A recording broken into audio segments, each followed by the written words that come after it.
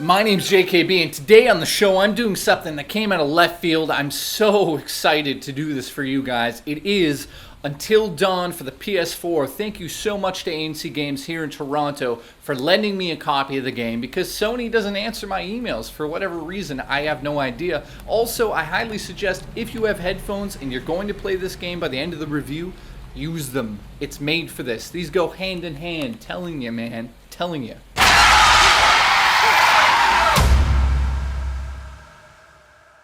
Until Dawn raises the bar so high in the interactive genre on PS4 and other systems that I can't believe how high it is. This game is so well done, and I'm going to explain in detail in this review why I feel this way. Mike asks if I shit myself.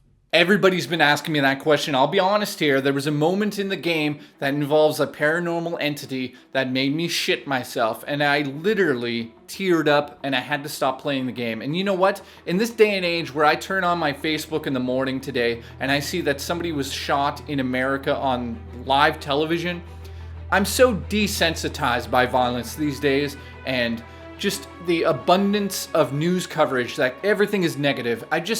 I'm fucking sick of it, to be honest with you guys. But also, I don't really get fazed by things anymore. So saying that there's something in a video game that caused me to tear up from being utterly terrified is saying a lot. And I can't believe it's in this game. It did it. It did it to me. When 8 friends become trapped on a remote mountaintop getaway gone wrong, things quickly take a turn for the worst as they start to suspect they're not alone on that mountaintop.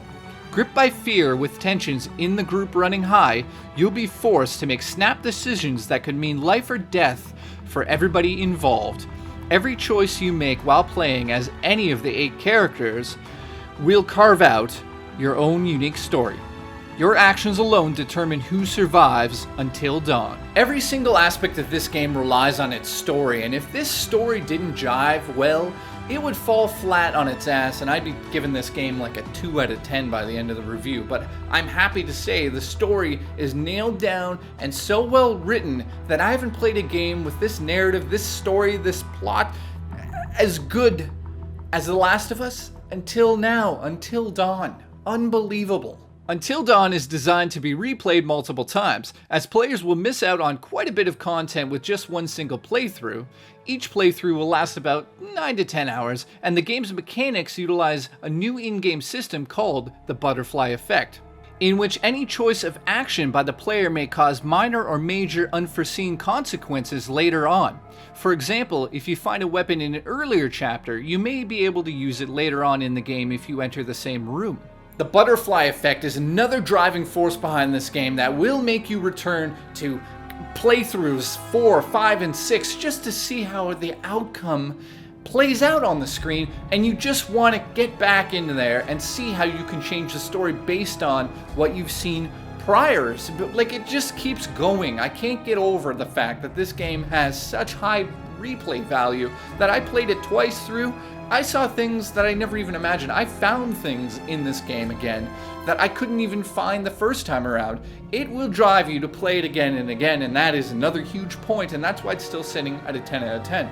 Throughout the game, players will make difficult decisions during ethical and moral dilemmas, such as sacrificing one character to save another. The Butterfly Effect system blurs the line between what is right and what is wrong. It is possible for the player to keep all 8 characters alive, as well as having all 8 characters die, allowing for many different paths and scenarios, as well as offering several different endings. Until Dawn has a strict autosave system to prevent players from reloading a previous save file to an earlier point in the game if they regret making the wrong decision. The only way to change your choice is to reset the game from the beginning or continue your playthrough to the end and start a new game. Take a wild guess how many games I go back and actually play after I'm done reviewing them. Not too many. I'd say like Witcher 3 I'm still playing, Diablo 3 I still play to this day. This is one of those games for me because I'm so in love with the horror genre. I will go back and play this until I've seen absolutely everything in this game, because the people who made this game deserve my attention, and I'm absolutely going to devote my time to make sure that I see every single aspect of this game. Even if it takes me a full 4 or 5 months, I'm going to do it. Gameplay is focused on exploration, real-time events, and discovering clues as well as making countless decisions. There is an in-game system that will keep track of all of the clues and secrets the players have discovered in total. Even if there are multiple playthroughs, these clues will allow the player to piece together the mysteries of Blackwood. In terms of gameplay, it's very similar to Heavy Rain and Beyond Two Souls. Now, there's a lot of moments in this game where you would be running from a certain entity or character or something in the story. I don't want to give too much away. Where there's buttons that will appear on the screen. You'll have to hit those in time. If not, guess what? The story diverts completely and you might go on a complete different path than if you had attempted to, jump over a gorge or whatever the hell's in the game and you fell or you went over it. It's changing. It's constantly changing. That goes back to the butterfly effect, and that is something that's super important in this game. So when you play it over, you might not want to do something. You might want to say, I'm not going to actually climb up that cliff. I'm going to go left, or I'm going to try to go up the cliff, but I'm going to fall halfway, and my character's going to die there. Is that going to happen? You don't know. You have to do it to find out. The game clearly takes inspiration from horror films we know and love. The setting is straight from Stanley Kubrick's The Shining, making every time you see an axe a reminder not to lock yourself in a bathroom. The way certain characters are revealed in certain scenarios is straight from Alfred Hitchcock's Psycho, and when faced with moral challenges on whether or not you want to save or kill someone, the film series Saw comes to mind. Seeing a AAA game like this on the PS4 and watching Sony kind of fumble around with the marketing is ridiculous. It is fucking ridiculous. We are starving. We are starving for survival horror games. We are starving for horror in general on our systems. And they give us gold. They literally give us gold, and some of you don't even know about this game. It is so depressing and frustrating, Sony. What the hell are you doing? And that's why I just have to say in this review, if you agree with me, share the video so people know about this game. Peter asks, does it do jump scares? Yes, absolutely. Every 5 to 10 minutes there's a jump scare in this, and some people are going to look at that and go, well, jump scares are a cheap gimmick in horror to get you scared and that's it. But no, this is like, how can I explain this so you understand? It's like chaining together scares, and it's done by the tone, the atmosphere, the music, and of course sound effects that are banging right in your ears when you're using your headset. So yes, there are jump scares in this, but it's also tied with visual scares. I mean, they obviously are very, very, very influenced by Hitchcock and all of the greats before us, and Stanley Kubrick's The Shining, which I'll get into in a little bit, but clearly they know what they're doing in this game, so don't worry that it's just a bunch of jump scares, because it isn't just a bunch of jump scares. It's more than that, and it really, really penetrates. I just wanted to say penetrates in this review once. It penetrates you and scares the living hell out of you.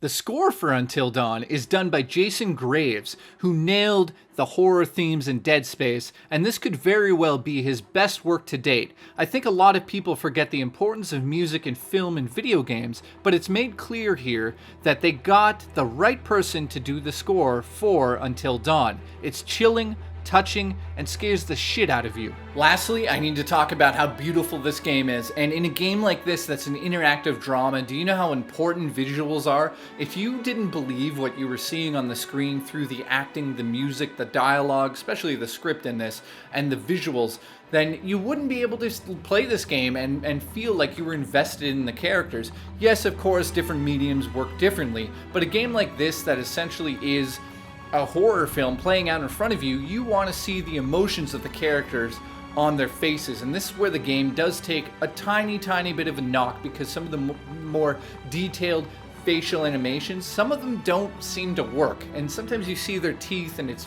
fucking awkward. It's very weird at times, but I have to say the lighting in this game is let me rephrase that. The lighting in this game is the best I've ever seen in any game, period.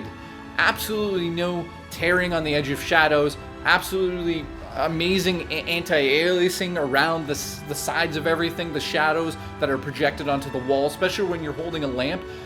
I can't get over it. It is so perfect that I have to give a round of applause to the team that actually physically went in there and designed this game. You guys fucking nailed it. unbelievable. James asks, which horror game is it most like in terms of atmosphere?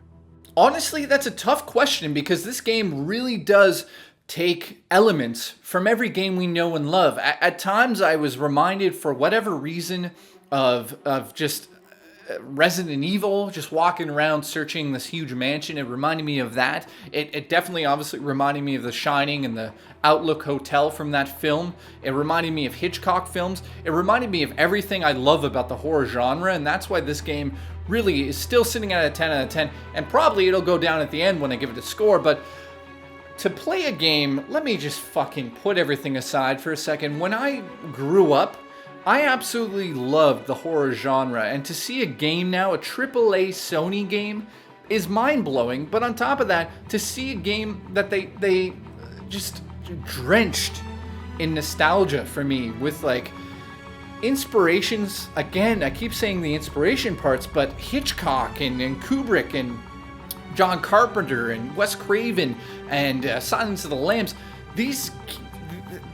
That's it. That's what I want in a game. And these guys just looked at it and went, "What's Jay want? Yes.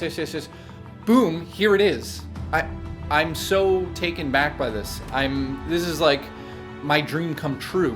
If I had to pick one thing about the game that it did perfectly, I would have to say it's the ability to make you believe in these characters. This is something an interactive film has to do, and this is something Until Dawn does very well.